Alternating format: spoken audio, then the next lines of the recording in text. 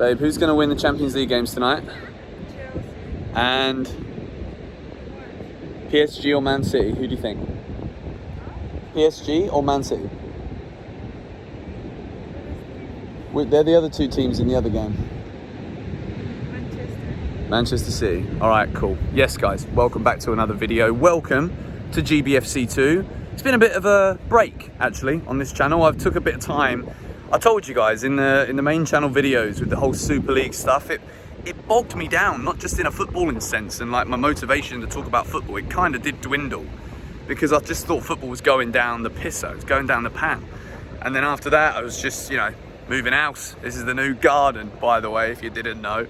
So yeah, this is the video on GBFC 2 where we preview both of the Champions League semi-finals. Of course, I've done a full match preview for Chelsea Real Madrid over on GBFC, but there's another game that we need to talk about on Wednesday night, and it's PSG and Manchester City, two of Europe's powerhouses. One of those teams decided to enter the Super League. One of them decided to keep being UEFA's closest ally and closest person and didn't. So I wonder if that is going to be an interesting feature in this tie where maybe PSG get a few of the decisions.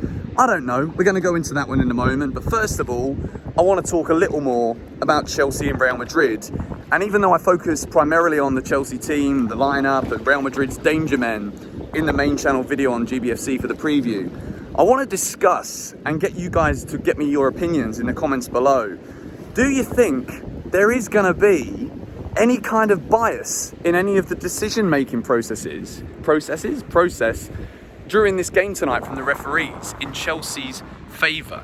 I know that Chelsea also joined the Super League, which doesn't make them saints in the eyes of UEFA in any of this. However, Real Madrid, Florentino Perez, it's been pretty blindingly obvious that the real instigator here of this whole Super League debacle malarkey is Florentino Perez and Real Madrid. So, let me know in the comments below, do you think it could give Chelsea an advantage in this game with little decisions? In European football, something I always say is the refereeing is ever so slightly frustrating. They blow the whistle, give cards for absolutely bloody nothing. And it is annoying, but I just wonder if it could end up working in Chelsea's favour. We've seen it happen against Chelsea in the past where we had a referee who didn't even know how to tie his own shoelaces, goes by the name of Rabo. And Barcelona knocked us out when they really didn't deserve to do so back in 2009. But it is a big, big one, this, Chelsea Real Madrid. Never happened before in the history of the competition. First leg's in Madrid, second leg at Stamford Bridge, which is a massive bonus for Chelsea. When that quarter-final draw was made and Porto came out, away first, home second, and then Real Madrid away, and then at home second. When all of that has come into fruition, we're looking at it thinking this couldn't really be any better for Chelsea, which is a crazy thing to even consider saying that drawing Real Madrid in the semi-final is actually the best we could have got. But I think PSG and Manchester City, in terms of the quality that they've shown this season, are actually the two strongest sides in this competition. If I take my blue tinted glasses and ignore the blue water and the blue sky behind me, I think City and PSG are the strongest teams. However, Chelsea have seriously turned things around under Tuchel. We've become so incredibly difficult to beat. And I think Real Madrid will be nervous. I think the fact that they've got Eden Hazard coming back now, he's coming into this, well, I say good form. He had 13 good minutes against Real Betis, but still didn't score or create any assists. But he's always going to be a danger. He's going to be a massive danger. Real Madrid, they've got that know-how in this competition. They've won it more than anybody else, 13 times.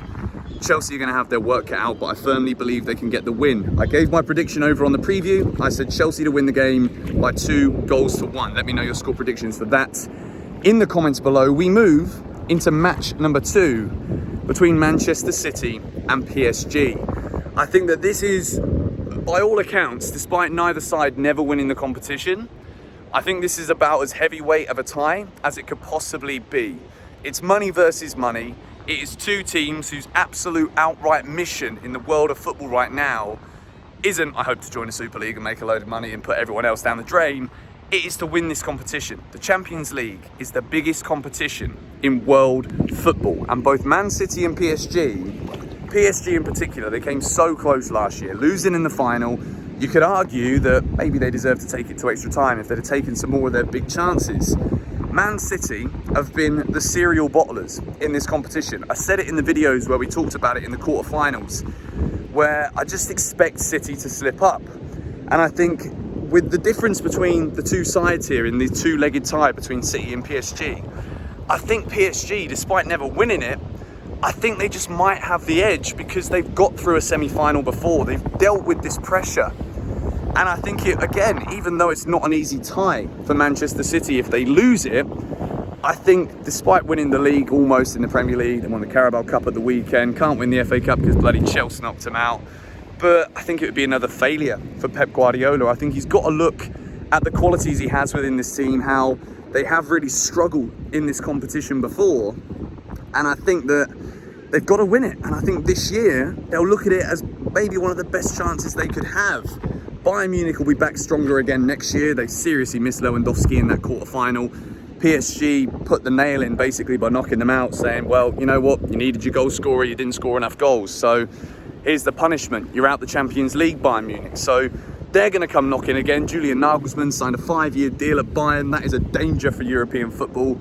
He's got the serious potential to build a real dynasty there at that club with his managerial know-how and what he does to teams and how he really gets the best out of players in a system that is very good to watch. And with those Bayern players, that's going to be scary. But focusing again, back on PSG and Manchester City. This game has got goals written all over it, but at the same time, we saw just how good Paris Saint-Germain were defensively across those two legs against Bayern Munich. Keylor Navas, particularly in that first leg, was absolutely sensational. And I think even though there's so much attacking talent on paper from both teams that could really do damage to the other, I think it actually might be a lot more cagey. I think that the first leg, my score prediction's a little bit boring. I'm saying 0-0. I think the first leg's going to finish 0-0. And then Darius said Man City are going to win, but I don't even think she knows who either of the two teams were, to be honest. But first leg's going to finish 0-0. Let me know your thoughts on my prediction in the comments down below. It is an incredibly exciting week of football. On Thursday morning, you guys will get the fallout of both of these games. Obviously, I'll do 6 things we learned straight after the Chelsea game on GBFC. And then we're going to talk in a lot more detail about the football that we witness in the semi-final first legs on Thursday morning. Firstly, want to apologise again for not uploading for the past few days. I've just been taking a bit of time off to kind of just sit back and think about what I'm feeling about football right now. And to be honest, I'm still a bit pissed, even though the Super League is over. But we've got a lot of football still to go. Going to be doing some Premier League predictions again this week, getting back into the thick of things. I was going to say something else then, but I don't know what it was going to be. But anyway, thank you guys for watching. I will catch you all on Thursday. Come on, you Blues. I've got to say it because we're in the semi-finals.